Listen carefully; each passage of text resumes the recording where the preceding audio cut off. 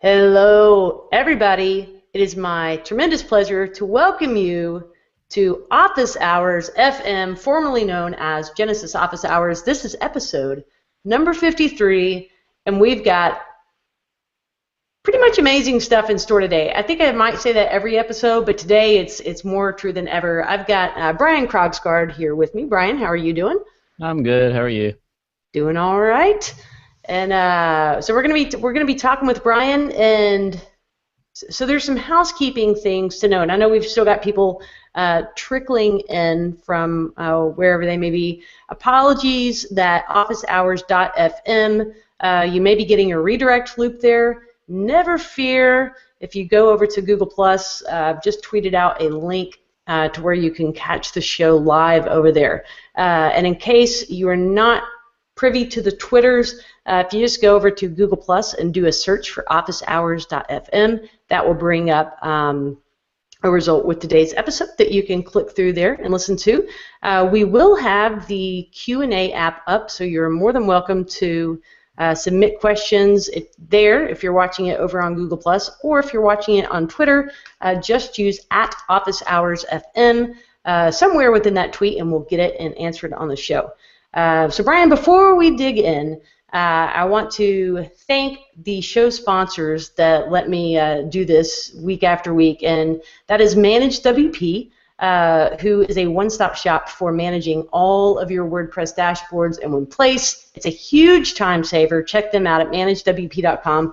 And then also the beloved Desktop Server, who, I'm sorry, Mark, but that website was long overdue for a revamp, and they just got it this week. Serverpress.com relaunched, beautiful new site, and you can even download their product, Desktop Server, for free, which makes working with WordPress installs locally pretty much the easiest thing since making toast. All right, so with that said, Brian, we've got 5 people doing awesome giveaways for today's shows, and you may just be one of them. Maybe. We'll find out. So during the show, we'll be announcing some winners of that giveaway. But Brian, for folks that don't have the pleasure of already following you on Twitter or being familiar with Post Status, give us a little rundown of who you are and what you do. Sure. I'm a self-taught WordPress developer, and I started messing around with websites in 2008. Got real serious about it in 2010, which is when I started writing about WordPress while I was learning. 2011, I went full-time, and January 2013, I started Post Status as a blog, and just last December, I made Post Status my full-time job by creating a partnership and membership component to the site. So now that Post Status is what I do all day, every day. So what is that membership component? How is that different from just going to Post Status, which is it poststatus.com and poststat.us? It used to be poststat.us, and I relaunched as poststatus.com. The free blog is still there. I like to say it's 1 to 3 posts a week. But members get a daily email newsletter that is 3 to 6 stories maybe, where I cover news that's happening in the day, and it's definitely geared towards WordPress professionals, so people that are making their living on WordPress, versus just people that have a site on WordPress. So that's kind of the meat of the membership. However, there are other features like a Slack channel where we all hang out. There's about 200 people in there. There's also some deals from my partners that are coming, and some of those are worth well more than the membership cost itself. And then there's resources that'll be members only and some other fun things. But the meat of it is a daily newsletter and communication channel. So it's $99 a year, and it's a lot of fun.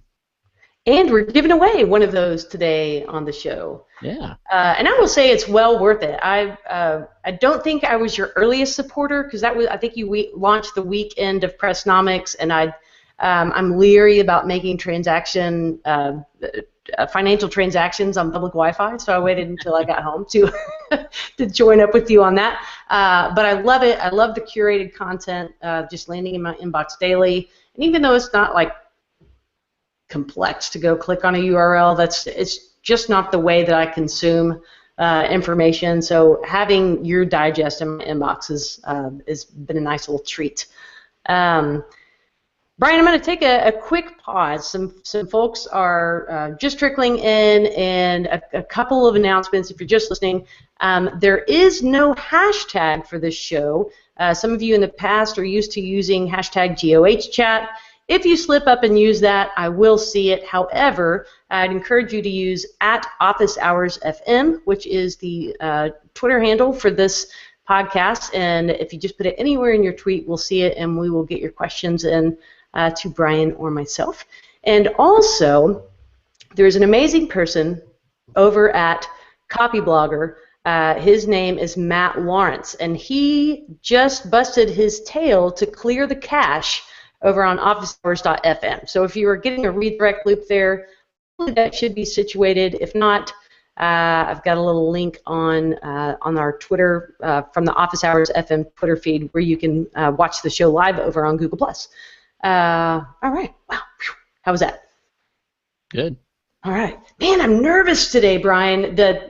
So much energy, and I know that you haven't been listening to the podcast, and there's no hard feelings there, but you thought it was a podcast just for Genesis folks because the name was Genesis Office Hours. Is that fair?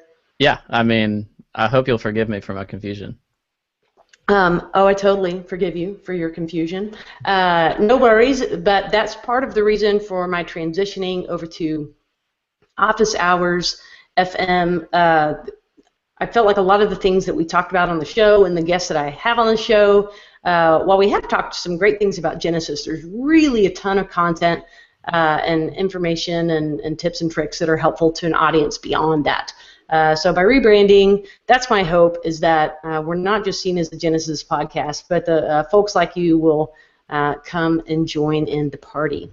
So we talked a little bit about post status. Can you talk a little bit more about, first of all, I don't even know how you have ever had the time to do post status and have a full-time job, but what was your final tipping point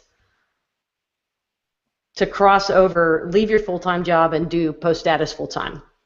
Well, I was the director of operations at Range, which is a small agency, but we were doing pretty big work, and I was doing a lot of the sales and project management in addition to development work, and basically it came to a choice because I was working really long hours at Range, especially in the last few months, as we were growing and hiring and bringing on a lot of new clients, and post status either had to go away or I had to go all in, and I just couldn't at the end of the day put it aside. It was something I was too passionate about. I love writing about WordPress, and what I was afraid of is I had never worked for myself before. I came from an engineering background and worked for 2 agencies, and I was nervous about how I could support myself.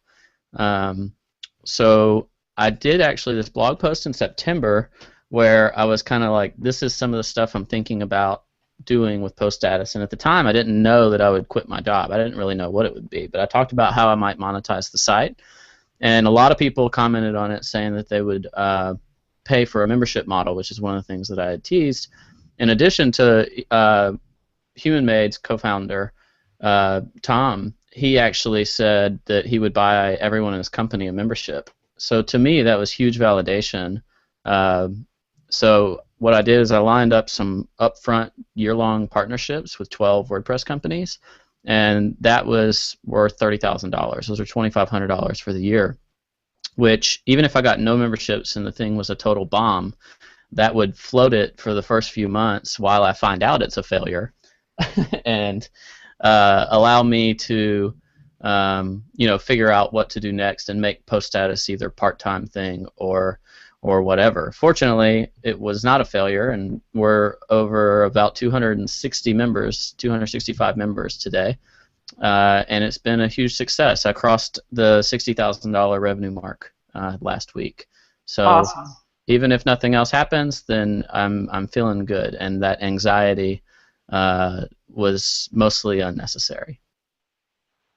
Well, not unnecessary. I mean, anytime you're taking a little jump out on a limb, especially to leave a consistent paycheck, I would say that's a warranted anxiety. It does, but the WordPress economy is in a pretty good place. So really, the worst case scenario was go back to Range, which they were great, and they said like if you want to come back, you'll be welcomed back with open arms. And also, our economy is fantastic right now, so that getting a job as a WordPress developer is not the hardest thing in the world. So I knew that there was something I could do if it totally bombed. However, I invested enough years into writing about WordPress and trying to establish myself in this world that I was hopeful and hesitantly confident that it could work. And so far, it's working. Awesome.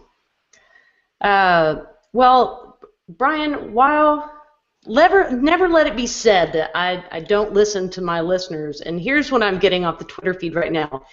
Everyone misses a hashtag. So thanks to my Slack, I don't want to call you minions because you're just Slack mazeballs that are back there behind the scenes looking at things. And we're just going to claim Office FM. So hashtag Office FM. If you just really want to use a hashtag instead of the Twitter handle, go for it. Now I'm monitoring that channel. Nobody's tweeted on it for like many months, so I think it's safe. We're just going to take it. And are there any enthusiastic Microsoft podcasts? I don't know. So, okay, did you hear the news that Internet Explorer is going the way of Dodo Bird? Like, was that April Fool's, or is that true? No, it's real. Hopping on the Spartan bandwagon. That's amazing.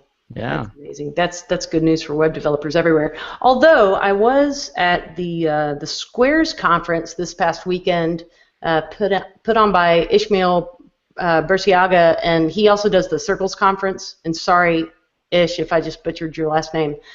But there was a guy there talking about responsive typography, and he kind of made me feel a little bit bad about hating on IE, especially since I've been a very vocal advocate of web accessibility. And he's like, you shouldn't be hating on people just because their browser is not as amazing as the browser you use. So I took that little slap on the wrist and took it home.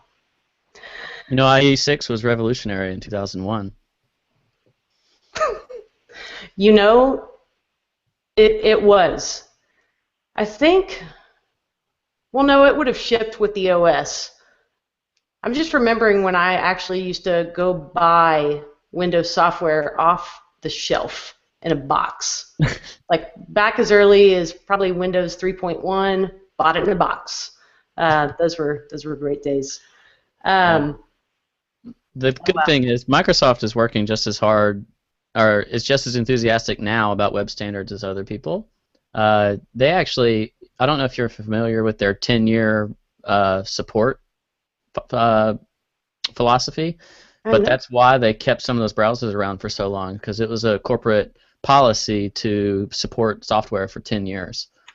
So they actually, I think, abandoned that for their browser product, and that's why they do the force upgrades now. So hopefully web standards will be around for the long haul now that most of the makers are kind of on board to make things consistent cross-browser. Interesting. Well, 10 years ago that wasn't a bad goal. But technology has changed so rapidly. I guess technology is doubling all the time anyway, but it just looks so different than it did then that I don't know if that would be a realistic statement that I can say, well, I can support this exact same version of this software for 10 years to come. That would be a nightmare. Yeah. We've got some questions for you, Brian. Inquiring minds want to know how much time do you spend per day on your favorite websites and resources for preparing your both your newsletter content and your site content? Davinder Singh, that is an awesome name. So actually, my tendency has been to publish the newsletter late in the evening, so like maybe between 10 p.m. and 2 a.m. And that's after a full day of kind of filtering the news and checking out every resource I can to make sure I'm delivering the best stuff that I can. The actual preparation of the newsletter is using a custom post type that I call Notes, and getting the notes that I've decided are the best ones and prepping it, publishing those, prepping it to the newsletter in MailChimp and sending it out is really only about an hour-long process.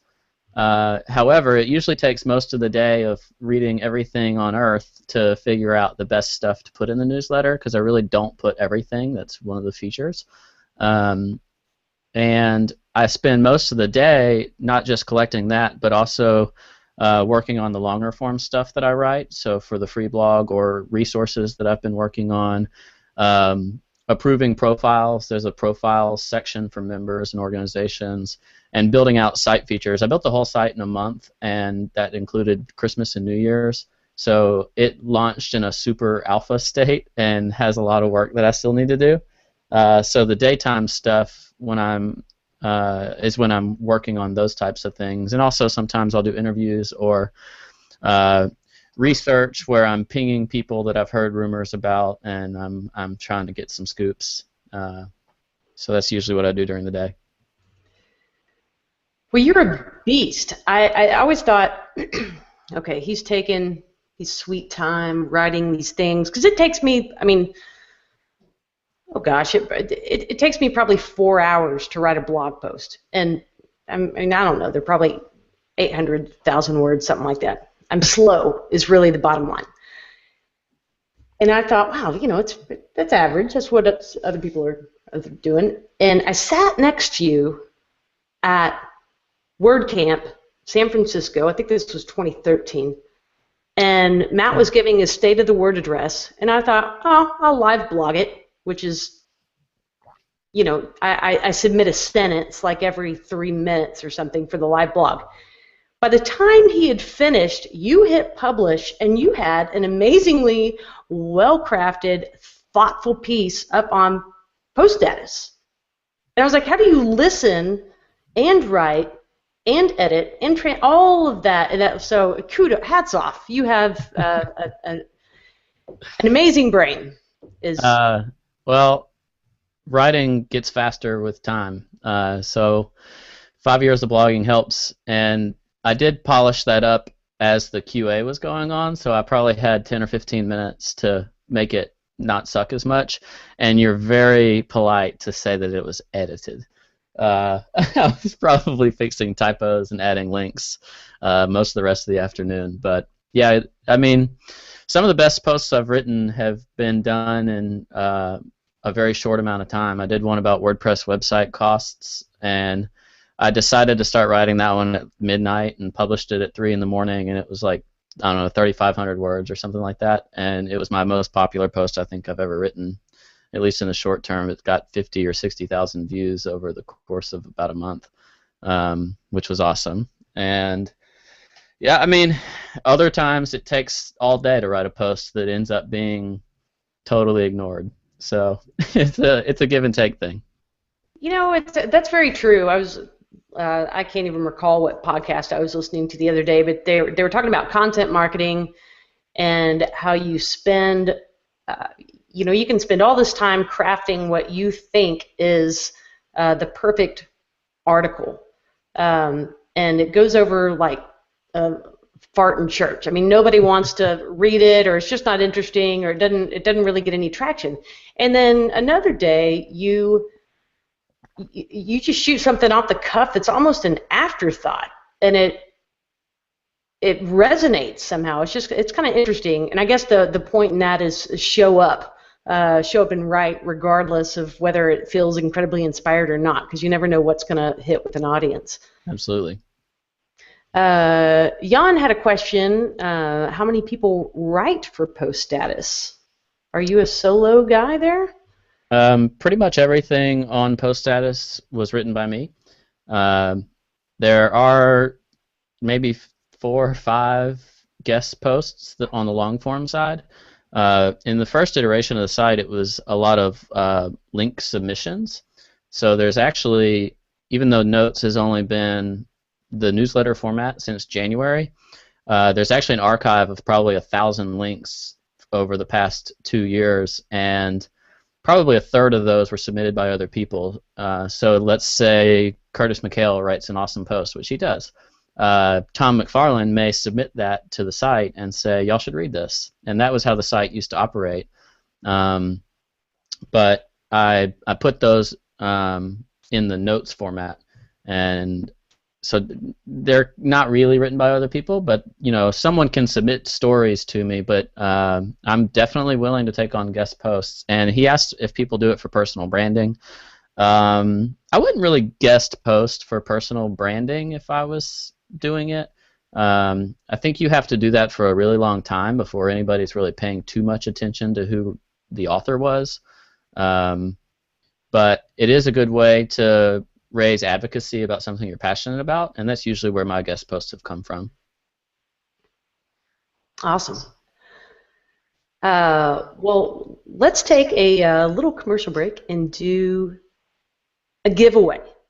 We had 5 awesome giveaways for this show, and awesome people that, like you, that offered to give away their software. So I did it via Rafflecopter, and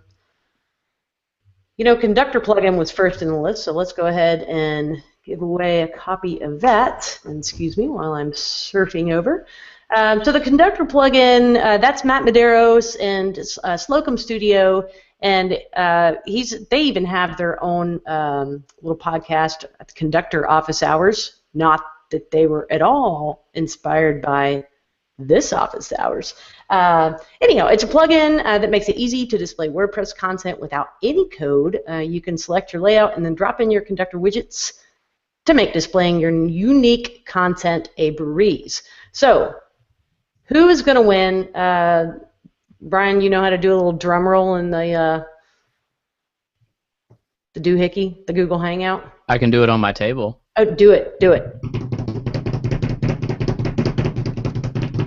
Sorry, slow internet. Here we go. Wait.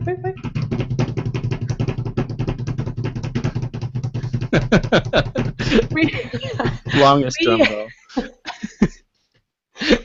We have Andy Stitt. So Andy, if you're listening, congratulations. You have just won a copy, the Big Daddy copy of the Conductor plugin with some add-ons. By the way, if your name's hollered out today, then I'll connect with you after the show, or connect with me. We'll find each other, like running in a field of daisies. We'll find each other and connect, and you can get your prize. So congratulations, Andy, and thank you, Matt, for putting up a copy of Conductor plugin. That is awesome. Okay, let's get back and see if we have any questions over at Office Hours FM or hashtag Office FM. Speaking of Matt, he's Madeirosing me on Twitter right now, asking a question. He just likes to troll. Right, really. He's just, hashtag Madeirosing. That's what's happening right now. We love you, Matt. So Jan has another question, and you kind of touched on this, but how do you know what products or stories to write about? So you mentioned some people are alerting you to sort of the news that's relevant to them. How else are you coming across info? I've been cultivating relationships, if you will, for a long time. So sometimes I get a sniff of something through a subtweet. It could be something like that. Or sometimes someone comes to me and says they have some news, but they can't share it for a month, and that kind of stuff. But more than anything, I follow a very curated but very significant list of blogs and people, and people can't help but tease the news that they have coming. So when they tease it, I usually swipe in and try to figure out what's going on and determine if it's valuable for my audience. And so between RSS and Twitter and tools like that, that's pretty much it. Every now and then I get good stuff through my contact form, but I get a lot more not good stuff through my contact form. I would imagine, Like I always kind of think of journalists, which I'm going to call you a journalist, it's being kind of pushy. They don't take no for an answer. They're always kind of elbowing to the front to get the news, and you pretty much come off as 100% opposite of that. You're so nice and Alabaman, and you just kind of saddle up next to people with your iced tea and say, "Drop me some news." If we can swap iced tea for coffee or beer, that's fine. I gave up sweet tea when I started drinking alcohol, thinking it'd be a calorie balance. It didn't work. Oh yeah, I carb load in the form of beer. I think that's what athletes are supposed to do, and I'm not an athlete, but I want to be like one, so I'm gonna carb load with beer. You're low carb until beer. Pretty much. I had a really high protein diet, and then every night I have a couple of beers just to round it on out.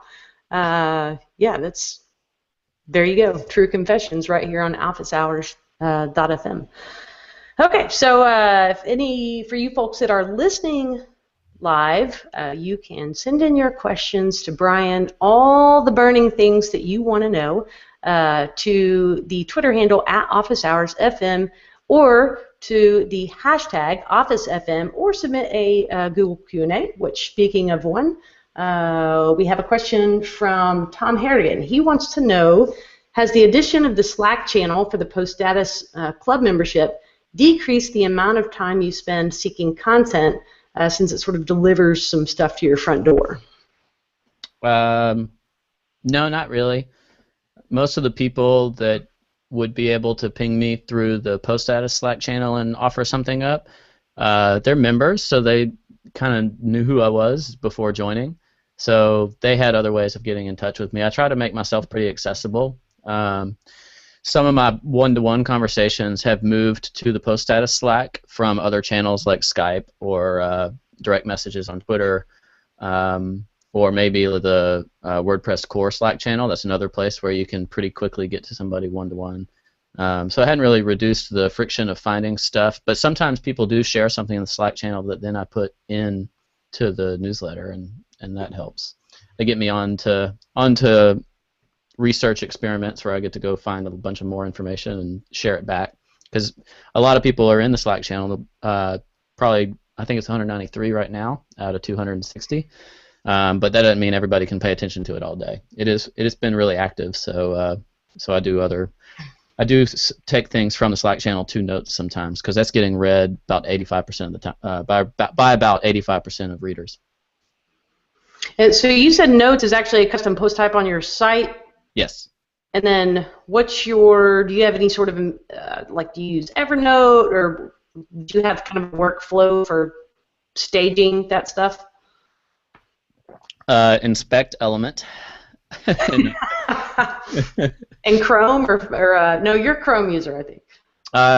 Yeah, I'm a Chrome user. Right now, I literally copy the source from the web browser and pop it into the source code on MailChimp, because I'm forcing myself to automate things as I absolutely have to.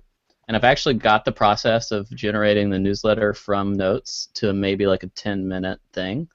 So I can definitely save myself time. I have this thing in my head for a WordPress plugin to siphon from notes, posts, job listings. I'm going to have a job board, things like that, siphoning them with a one click of a button, and it pulls the new ones into the format that will go to the newsletter. I just haven't done it yet. Got to make myself automate that type of stuff, and I haven't gotten to that point. Oh, automate, hashtag all the things. Or nothing. Or nothing, and just be slow with those repetitive tasks. Yeah, I'm always looking at IFTIT, or however the heck you say it, if this then that, how to possibly make my life easier. But so far I don't really need to, it's got stuff for Todoist, making it easier to add a Todoist item from your phone. And I'm like, well, how hard is it to click the app icon and the plus sign and add one? Do I really need? Some of these seems like they're making it a little, you're creating automation or simplicity where it's already pretty simplistic. But alas. I had a question from Thomas and asking about the Hangout link. And Thomas, I can't help you out with that right now, but I will look at that for the next airing. My apologies that it is a little bit difficult to see. We've got another question, actually two what I think could be trolling questions. But we welcome trolls. We welcome everyone here on Office Hours. Rimkus wants to know, when are the WP Candy posts going to be added to post status? I would love to give you an answer on that. I've emailed Ryan, and I've offered my assistance if he was considering bringing the site down. And no, they're not there yet. I haven't got a response. But I did write on WP Candy for about 2 years. That's probably why he's trolling about that. Awesome. Well, I'm just pretty much honored that Rimkus even bothered to tune in to the podcast. I know he's got important things to do, like, harvest Brussels sprouts and create GlotPress installations. I love you, Rimkus. Okay. There is another blog that you may find on post status. What is that? Can't say. Has to happen first, but it's on the way. Oh, okay. That would be sniffing out subcontext. So be on the lookout for that. Gary Jones wants to know, when the heck will you get your really simple series plugin up on GitHub? Gary has asked me this multiple times over like a year, and I'm a horrible person and haven't done it. So Gary, it is 1:30. If I don't do it by 5 o'clock my time, that's like probably midnight for him or something. He's in Europe, right? Yep. And punch me in the face. But I assume this is punch you via like emoji delivery, because he can fly over here and actually punch me in the face. All right. Somebody start a Kickstarter or a Tilt campaign right now to buy Gary Jones a ticket so that he can come face punch Krogsgard if it's not done by 5 p.m. Eastern Standard. Central Time. That's an extra hour. Central. Okay. Central. Okay. Extra one. So who let the dogs out is a question from Thomas, and I just want to say it's who. Oh, yeah, I just did that, and I wish I could rewind 30 seconds. Yeah, that was bad, because I didn't even finish it. Like, if you're at least going to sing the song, you got to finish it. Okay, yeah, so Krogsgard has dogs, and my dogs are tucked away in the backyard, so you cannot hear them barking right now, which leads to a question from Jan. He wanted to know, where did that question go, Jan? He said your dogs, no. He said, he asked, what other purpose than an awesome people show off does the member directory have, and he wants to know why your dog's on it and I'm not. But I'm on there. I should be on there. I think I'm on there. I haven't frankly looked, but I am a member. It's a separate submission process, and if you've submitted it in the past couple of weeks, I may or may not have published it yet. It's a custom post type, and the reason it's there in addition to vanity is because I link profiles to posts or notes about those people. So there's actually, if you go to someone's post or someone's profile, you can see posts on post status about them. And I also have plans to do some other trickery to hopefully pull in other fun data about people. So right now it looks like my pending list is back up a little bit, and Carrie, yours is still not on that list. So yeah, I probably did not submit, and yeah, I didn't realize I needed to do that, and really, even if I did realize, I probably would still be too lazy to do it. So yeah. I'll get on that. Perhaps stupid, but it's not connected directly to someone becoming a member. It requires a submission, and that was done so that people would fill out the profile with more more content, and so that I can just review stuff. And that's been one of the hardest things, is actually staying on top of profiles to make sure that they're really good, because you don't always get the type of stuff you want when people submit. So I have to confirm all the links are right, make sure the content's nice and curated, and there are about 150 on there right now that are published of the 260 members, and then I've got another 20 that are pending. So I usually just binge and go through a bunch of those once a week or once every 2 weeks. So I have some to work on. But the coolest part of that you can't see yet, which is you'll see people's profile, and you'll also see organization profiles under posts about them, and then when you click on them, you see the profile, you see the posts they've written, all that kind of good stuff. So it's all interlinked and fun, and you just don't see all that yet, but it'll be there. Cool. Okay, so I do need to get myself submitted, and then you need to be writing some articles about you? That include my name. Probably about office hours. Woohoo! We had a follow-up question on the Really Simple Shares plugin, and for folks that aren't familiar, or excuse me, Really Simple Series plugin, and for folks that aren't familiar with that, can you give the rundown? Sure. It's a tiny little plugin. If you don't do a whole lot of post series, but when you do one, if it just fits perfectly with what you want to do, what it does is it converts a category into a series. So you would have a category for whatever you are writing about in that series, and then it shows them at the bottom of the post in a list, others in that series, and then when you go to the category archive, it reverses it so that the first one shows up first. That is all it does, and I probably need to work on it because I haven't done much with it since I released it, I don't know, 2 years ago. So I used it on my personal site a little bit, and there are other plugins that are great for series that are their own taxonomy that I would highly recommend if you plan on doing a lot of them. But if you have like one series on your blog and you just want it to have a couple changes, then it'll work. And that's what you get for posting a plugin for the world. People That's right. feel like they should be updated. Imagine that. Well, it should be updated. I need to put some effort into it. Yeah, I've got one in the repo that needs some updates. I've got, when I say one in the repo, I mean literally only one in the repo, and it needs an update. So one of these days, it's just, you know how those to-do lists go. I have one other plugin that's actually better that I think than Really Simple Series. It's a utility plugin that shows a tab called View in the toolbar, and then you can instantly go to various custom post type archives. And if you toggle back and forth between the dashboard and the front end, that one's actually a decent plugin. I use it on every site that I own and operate. Nice. Well, you mentioned the word utility, which reminded me of a theme that I'm really fond of called Utility Pro. Who wrote that? It might be, she might be on this podcast right now, just saying, and not in ghost format.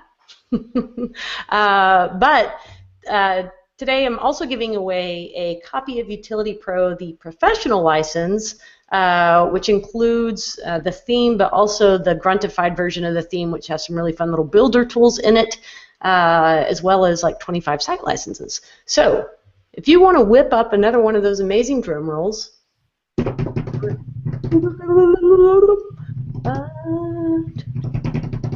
all right, Christy Hill, that is Christy with a K.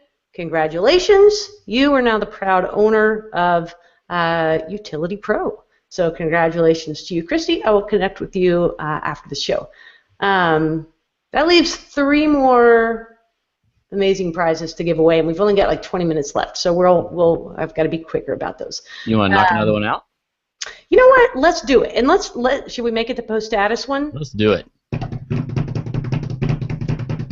My drum roll sucks. Drum roll. Okay, we have, and just forgive me, Arlen, I'm probably going to missay your last name, Arlen Nagata of HawaiiWP.com. Congratulations.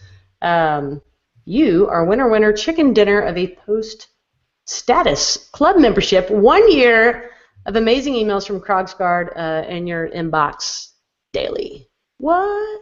Nice.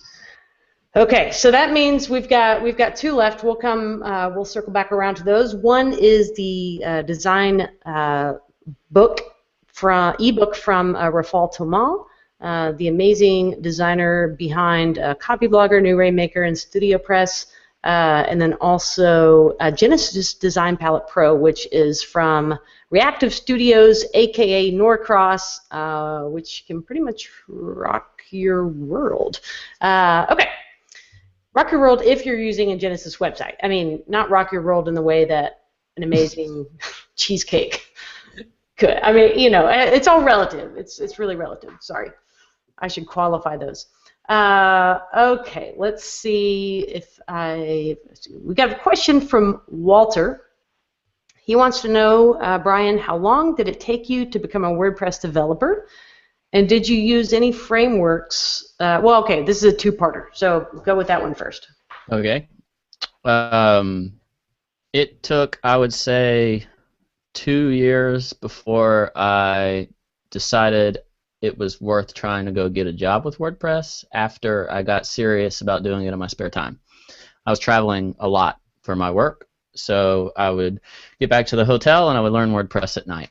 And I did that for about 2 years, including writing and building personal websites, just goofing around, trying to teach myself things.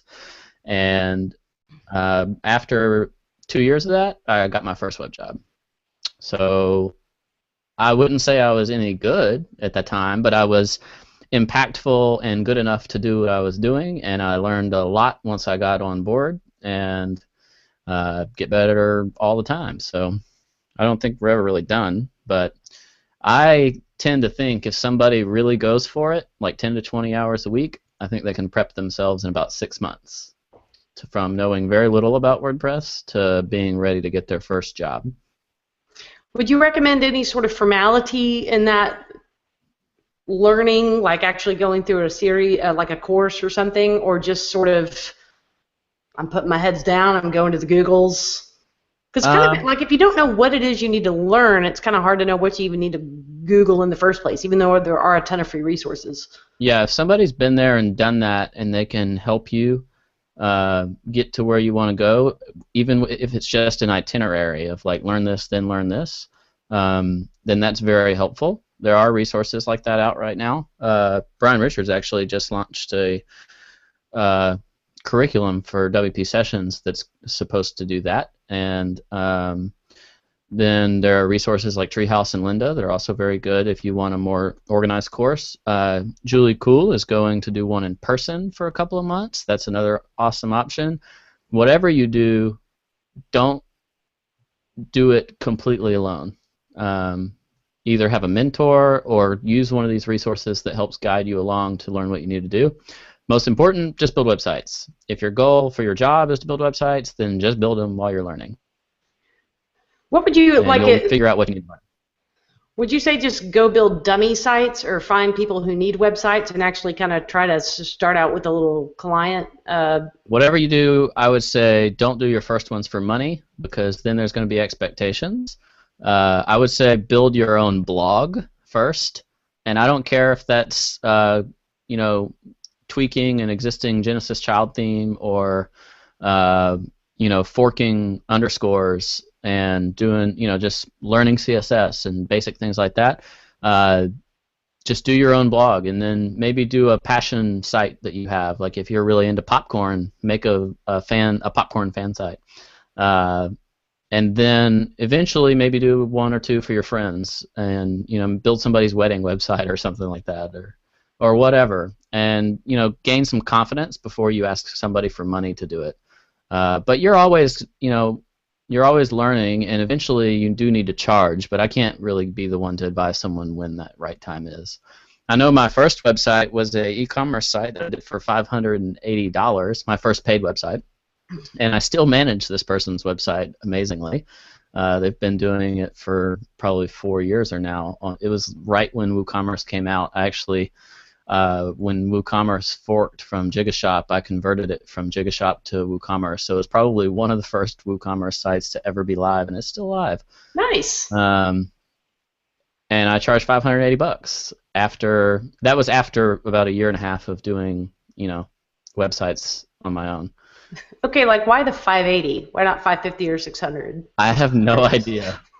I make no claim to doing anything the right way ever.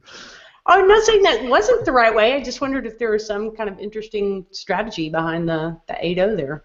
It's curious. I have no idea. I think probably based on an estimation of hours, I guess, which was probably horribly wrong. Hey, you know what? We all start somewhere. You touched on something I thought was interesting, which is, definitely don't do those first sites when you're getting your feet wet. Just do them. Don't try to make money off of them. Do them for the experience. And Megan Gray from houseofgrays.com, actually she has another URL too, and I can't remember. She wrote an article a while back, and it was basically if you're doing pro bono work, and she's very far along in her career, but occasionally, she has someone that she wants to do some free work for. But she said, here are the ground rules I use when doing that. So if there's not a financial transaction, then and if somebody wants to tweet that link out, that'd be awesome, if you know the article I'm talking about. But basically, like, I have control of creative direction. Like, what I say is what goes. We're not gonna, do a bunch of revisions. And it sounds kind of harsh, but it's essentially, if I'm going to be donating my time for something, this is not a client relationship where you get to really have input in the process. If we get done with it and you just absolutely hate it, then you can chuck it away and hire someone. But I thought it was really great advice to use, especially when you're either doing free work or starting out and trying to gain clients. Because that, learn the art of development design is one thing. The art of dealing with client relationships is a completely other thing. So it's nice to kind of not mix the two when you're first starting out. Just eliminate that client relationship by saying, we're going to do it how I'm going to do it because I'm doing it for free. And there you have it. I completely agree, and I take the same route when I do free work now. One of the worst things you can do is charge a friend a highly discounted fee. I would say do it for nothing or do it for a lot. Don't give somebody like an 80% discount.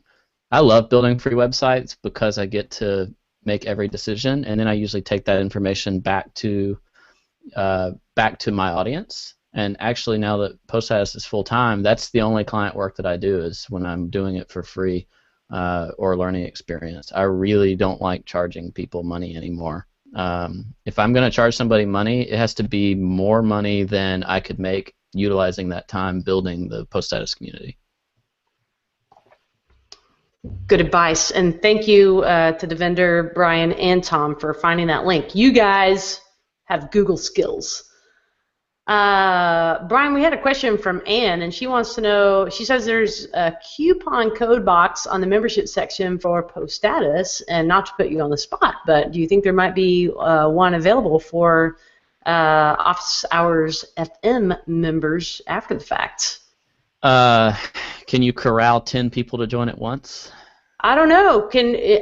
That's going to be according to the Twitters. I need to see to the Twitters at #OfficeFM whether or not you're interested in that PostStatus membership enough to pay for it if there is a discount coupon, because that's a big thing to ask. I mean, I know when you put time towards a product, that's your baby, and the goal is to continue to fund you so that you can continue to put out great information. So if you're interested in that, tweet out, and we will see. We will see, Brian, what the interest is.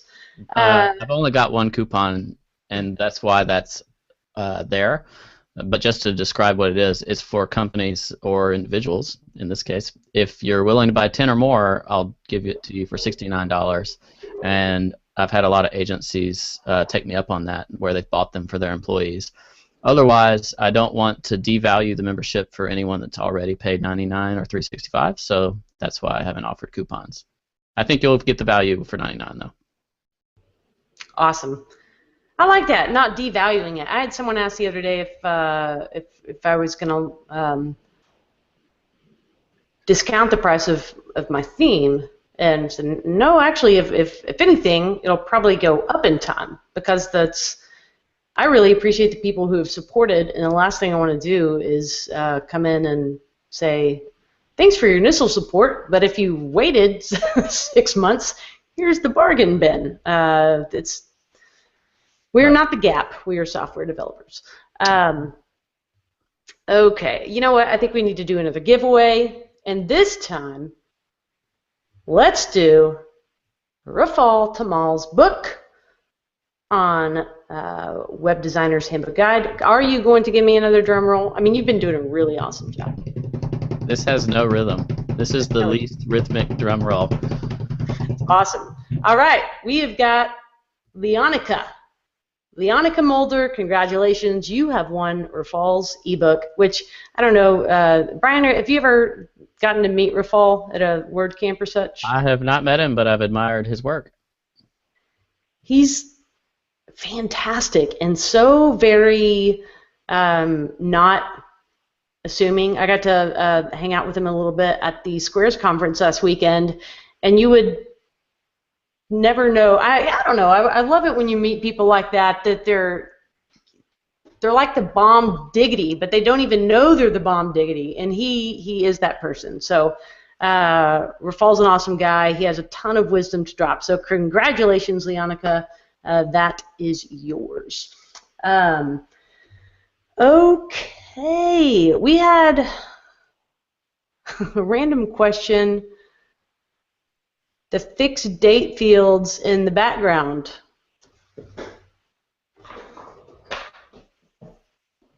There is no fixed date fields in the background. I'm in the process. It's kind of funny. I didn't know you could actually read that. I'll have to be careful what's on there. Been in the process of transitioning the podcast over to a new domain, officehours.fm. I was hoping it would be ready today, but it's not quite. And on my current site, I have been using Advanced Custom Fields, their date time picker, to insert those custom dates, date and time for the podcast. And my new site will be under Rainmaker, which does not have outside plugins. So I'm just going purest custom fields. And so I had to make a decision on whether or not I wanted to keep that Unix timestamp format on that or do it differently. And because I know you all care, I kept the Unix timestamp because I want to be able to do fun mathematical things with... You wanted that time to be exact. Exactly. And, you know, you can't do anything with plain text. Data types for the win. Okay, let's see if we got any questions here as we go into the final segment here. A good question, Brian, that was a follow-up to our conversation we just got off of. But so let's say you do a free website for a buddy or whatnot. How do you so later on? How do you charge for maintenance if you've given that site away for free? Do you have a recommendation there? I send them to my good friends at WP Site Care or WP Valet, depending on the type of site and how high of scale they really need, or if they'll need further consulting work down the road. Both of those do a really good job for a reasonable price, and I want nothing to do with that. I like your answer. However, what if? Well, okay. What so if I was going to charge for someone maintenance? wants to keep that maintenance relationship? Okay. If I decide yes, I'll do maintenance, then if I were doing this new, because there are exceptions to every rule, because I'd manage a few websites for free. If I was doing this new and I was charging for monthly maintenance, I would not charge less than $150 a month. And that would include me managing the hosting account for them, paying for it, and making myself available for some period of time per month for when issues arise. So maybe 30 minutes or half an hour or a reasonable amount of time without logging it. And then if it gets beyond that or whatever, then I would reserve my right to either send them on to someone else that can handle the attention that they need, or just end the relationship and ask them to look elsewhere. But I've never really run into that where people had super high maintenance websites. So sometimes just putting them on a host that can auto-update everything for them is enough, and you can teach them to tinker. So maybe set them up with WP 101 or something, and let them manage their site themselves. That's what WordPress is so good for. So I really like to sit down with my friends and teach them how to use WordPress more than do it all for them. I like that. And just as kind of a random follow-up, not that I'm normally dishing out therapeutic suggestions here on office hours, but there's a book called Boundaries by Henry Cloud, and it's written from I believe I think he's a therapist. It's been a while since I read it, but a great book on sort of what's my problem and what's your problem, and to that question of maintenance of if they have certain expectations, what's your problem and what's not your problem, having the confidence to say that, here are some suggestions, but I'm not beholden to you to forever and ever update your website, amen. So kind of and if you, last week's podcast with Curtis McHale, which was, it was pre-recorded, but go back and listen to that if you haven't caught it already, because Curtis is great at the boundaries thing. I don't have that quite down yet, but just a little random aside. Okay, so I've gotten Twitter notification from Leonica, who I think is our first winner to actually give a little Twitter hello today. She already has Rafal's ebook.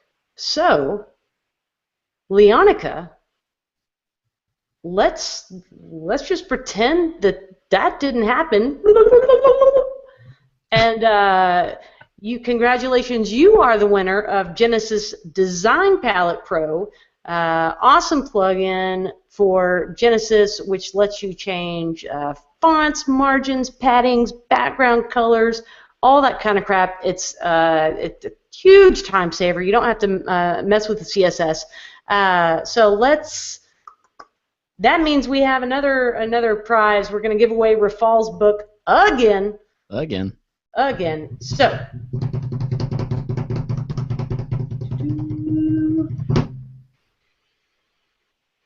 Frank, I cannot say your last name, but you hail from the Netherlands.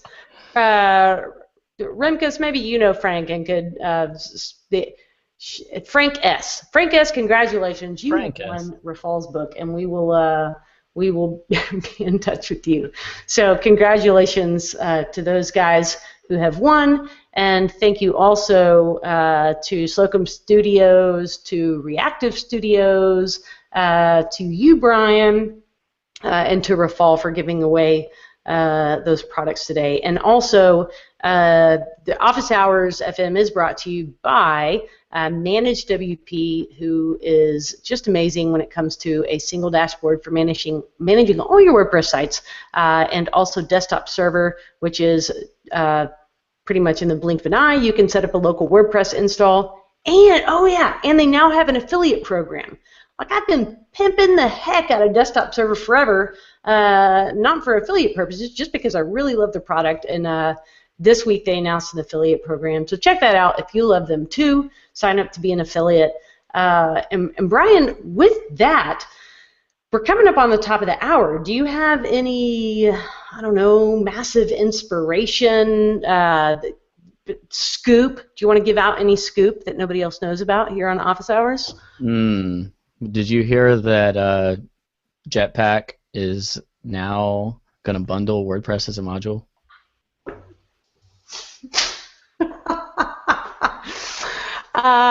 You know what? I didn't really take place in a whole lot of April 1st tomfoolery, but that was, I think that was probably my favorite article of the day. I made my rite of passage of being linked on Matt Mullenweg's blog with my April Fool's joke. So there's that. I think I've been linked once more before, but getting the link on Matt's blog for an April Fool's joke where I'm pretty much making fun of Matt the whole time. That's awesome. Okay, we'll tweet out that, or just go over to poststatus.com and check out yesterday's post if you happen to miss that little bit of satire. Brian, I really appreciate you taking the time to be on today and just visit with me. And you're awesome. There was still a whole lot we didn't get to talk about, so maybe I'll have the pleasure of getting you on again. I'd love to come back. And Carrie, thanks for doing what you do. Office Hours is going to be a lot of fun, and I'm putting it in my podcatcher. So thanks for having me. All right, cool. Thanks, everybody, for tuning in and for bearing with us for today's technical difficulties. Sometime here soon, officehours.fm should look normal and be an actual functional website with the full archives of all previous episodes of the podcast. And that's it. Until then, next week, next Thursday, we'll be live at 2 p.m. Eastern, and stay tuned for the guest. And we may even have more giveaways because, boy, I got some generous friends. Thank goodness for generous friends. Okay, until then, peace out. Have a great week.